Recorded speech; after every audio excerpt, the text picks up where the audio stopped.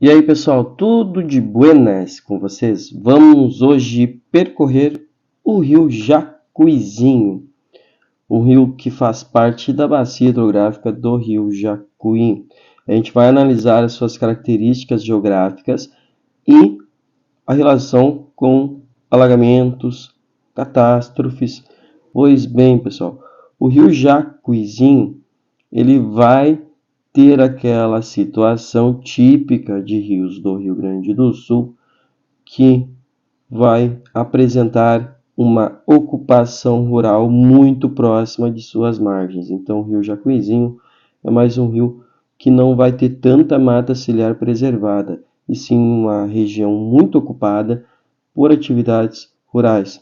Isso já entende que é mais um rio do Rio Grande do Sul que vai passar por áreas com pouca densidade demográfica, ou seja, não vai ter tanta ocupação humana, ou seja, não vai ter tanta parte urbanizada, tendo em vista que a maior parte da população vive em áreas urbanizadas. Então, o rio ele vai passando por uma área predominantemente de planalto, vai fazendo algumas curvas e vai servir de utilidade principalmente para as atividades rurais.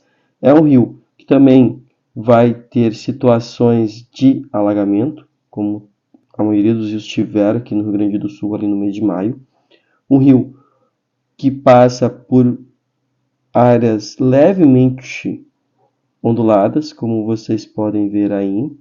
As suas curvas vão seguindo o caminho que o relevo briga. Em algumas partes, as inclinações elas se tornam até mais acentuadas, vão aparecendo alguns pequenos morros. Em algumas partes, a gente vê, mas são partes bem pequenas, a presença de mata nativa. Só que, como eu disse, são blocos pequenos que não estão integrados, como se fossem ilhas ao longo do caminho do rio Jacuizinho.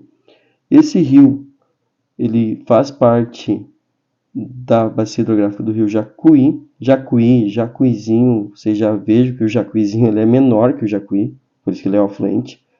É o tal dos rios do Jacu, né? Como a gente diz ali, o rio Jacuí.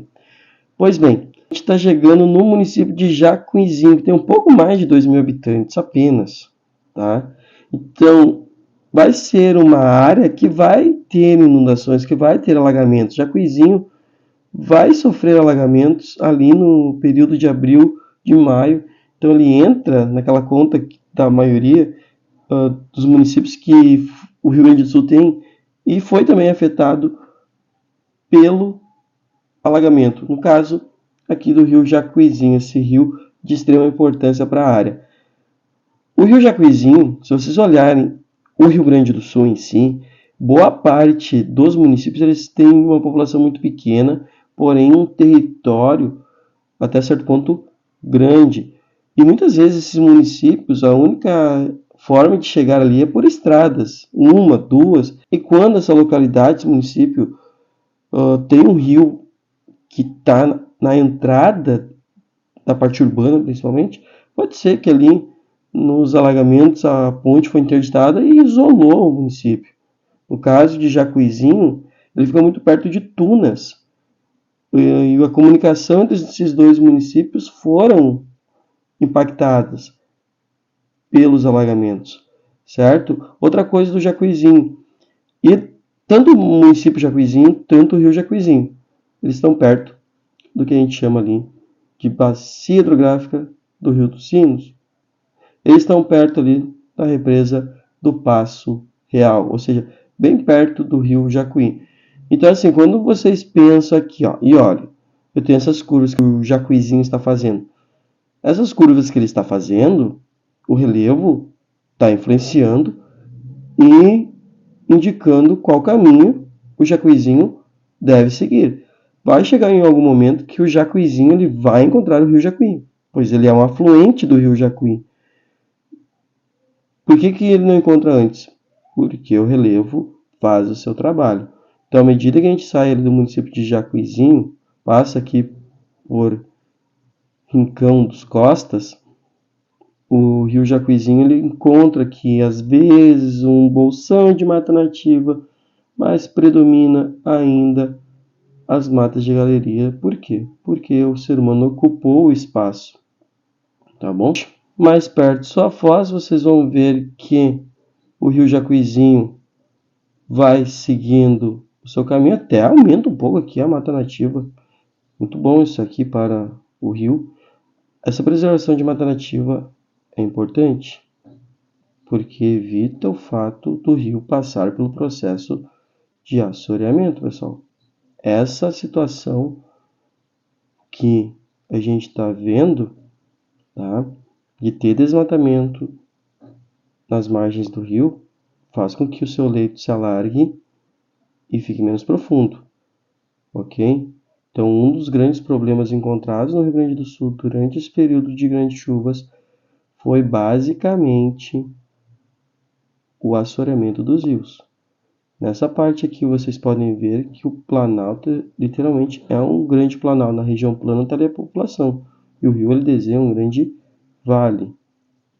Tá? Certo? Então a gente vai seguindo o rio Jacuizinho. Vejam que ele vai costurando o terreno. Quando a gente diz que ele faz suas curvas mediante ao que o relevo obriga, é óbvio que ele também desenha esse relevo. É óbvio que ele altera a configuração do mesmo, inclusive criando áreas muito suscetíveis a deslizamento. Mas aqui eu tenho menos chance de ter, porque está preservado, só que aqui a conversa é diferente, né? Enfim.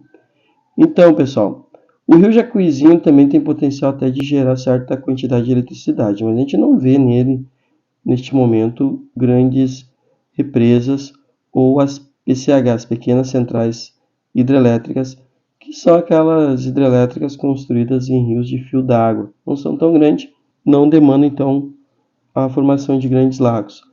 E uma coisa que a gente percebe à medida que o rio Jacuizinho vai chegando no rio Jacuí é o aumento do volume da água, certo? Por quê? O rio Jacuí está descendo o relevo, costurando, olha aqui que bonito. Encontra o rio Jacuizinho. Às vezes parte do rio Jacuí invade o leito do rio Jacuizinho, aumentando o nível nessa foz.